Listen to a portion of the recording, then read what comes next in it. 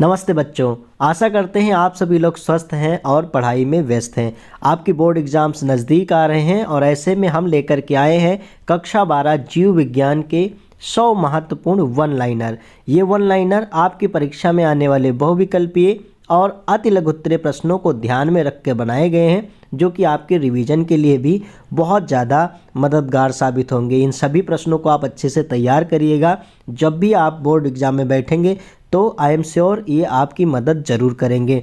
तो चलिए इस वीडियो सीरीज को प्रारंभ करते हैं। पहला वन लाइनर है, बीजांड का वह स्थान जहां बीजांड वृंत जुड़ा होता है उसे क्या कहते हैं? तो इसका उत्तर होगा नाभिका। यानी बीजांड का वह स्थान जहां बीजांड वृंत जुड़ा होता है उसे नाभिका कहते हैं। अगला प्रश्न है, द्विनिषेचन किसे कहते हैं? तो आवृत बीजी पौधों में संयुग्मन तथा त्रिसंलयन को सम्मिलित रूप से द्विनिषेचन कहते हैं। अगला पॉइंट बहुत ही महत्वपूर्ण है और वह है, भारतीय भ्रूण विज्ञान के जनक कौन है? तो भारतीय भ्रूण विज्ञान के जनक प्रोफेसर पंचानन माहेश्वरी जी हैं। इस पॉइंट को आप याद कर लीजिए कि भारतीय भ्रूण विज्ञान के जनक प्रोफेसर पंचानन माहेश्वरी जी हैं। अगला महत्वपूर्ण पॉइंट है, पुष्प रूपांतरित प्ररोह या तना है। अगला महत्वपूर्ण पॉइंट है, परिभ्रूणपोष अवशेष होते हैं किसके? तो बीजांडकाय के। यानी परिभ्रूणपोष बीजांडकाय के अवशेष होते हैं। अगला पॉइंट बहुत ही महत्वपूर्ण है कि भ्रूणकोश किसे कहते हैं? तो सबसे पहले आप यह जान लें कि बीजांड के भीतर अधिकांश भाग जो मृदुतकीय कोशिकाओं यानी पैरेन्काइमेटस सेल से बना होता है उसे बीजांडकाय कहते हैं। और बीजांडकाय के अंदर एक थैलीनुमा संरचना पाई जाती है जिसे भ्रूणकोश कहते हैं। इसे मादा युग्मकोत्फित यानी फीमेल गैमेटोफाइट भी कहा जाता है। अगला पॉइंट है कि भ्रूणकोश यानी एम्ब्रियो सैक का जो विकास है वो किससे होता है?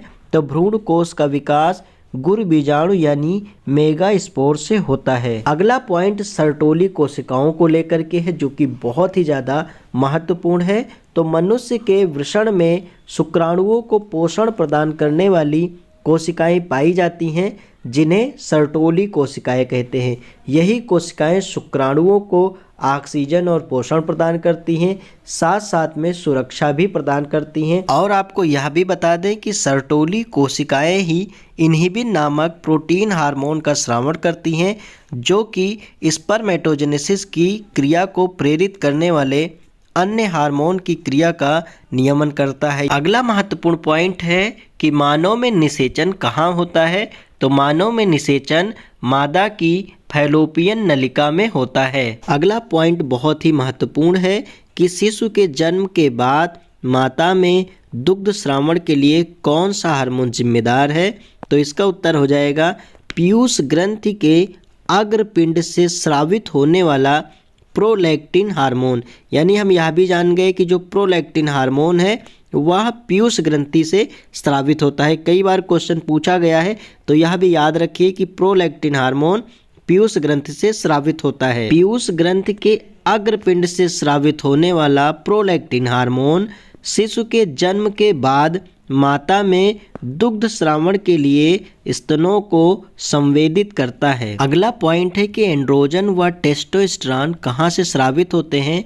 तो एंड्रोजन व टेस्टोस्टेरोन वृषण की लीडिक कोशिकाओं द्वारा स्रावित होते हैं। अगला बहुत ही महत्वपूर्ण पॉइंट है कि आर्तो चक्र का नियमन किन हार्मोन्स द्वारा होता है? तो इसका उत्तर हो जाएगा आर्तो चक्र का नियमन LH हार्मोन व FSH हार्मोन करते हैं। अगला पॉइंट मानव में लिंग निर्धारण से संबंधित है, तो इसका उत्तर होगा मानव में लिंग निर्धारण का जिम्मेदार यानी उत्तरदायित्व पुरुष का Y गुणसूत्र होता है। अगला प्रश्न है कि शुक्र जनन किसे कहते हैं?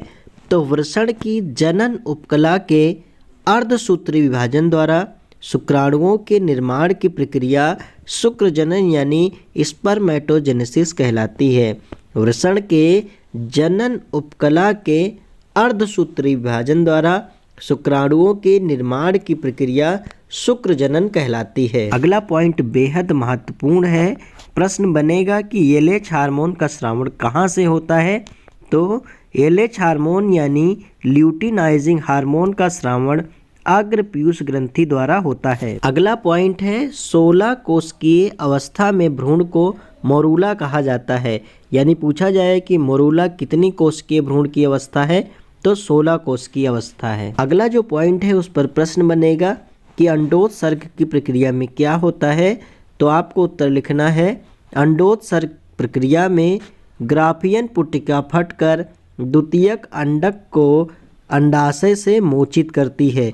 यह पॉइंट बहुत ही ज़्यादा महत्वपूर्ण है, इसे आप तैयार कर लीजिए। यह पॉइंट बहुत ही महत्वपूर्ण है कि वैसेक्टोमी पुरुष से संबंधित जबकि ट्यूबेक्टोमी महिला से संबंधित अस्थायी गर्भ निरोधक विधि है। वैसेक्टोमी को पुरुष नसबंदी जबकि ट्यूबेक्टोमी को महिला नसबंदी कहा जाता है। अगला पॉइंट है एमटीपी का पूरा नाम, तो इसका पूरा नाम होता है मेडिकल टर्मिनेशन ऑफ प्रेगनेंसी।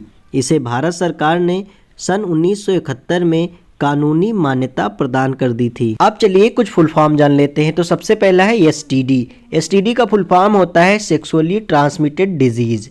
अब बात करते हैं आईयूडी की, तो इसका फुल फॉर्म होता है इंट्रा यूटेराइन डिवाइसेस। नेक्स्ट है आईयूटी, इसका फुल फॉर्म होता है इंट्रा यूटेराइन ट्रांसफर। नेक्स्ट है आईवीएफ, तो इसका फुल फॉर्म होता है इन विट्रो फर्टिलाइजेशन। नेक्स्ट है जेडआईएफटी, तो इसका फुल फॉर्म होता है जाइगोट इंट्रा फैलोपियन ट्रांसफर।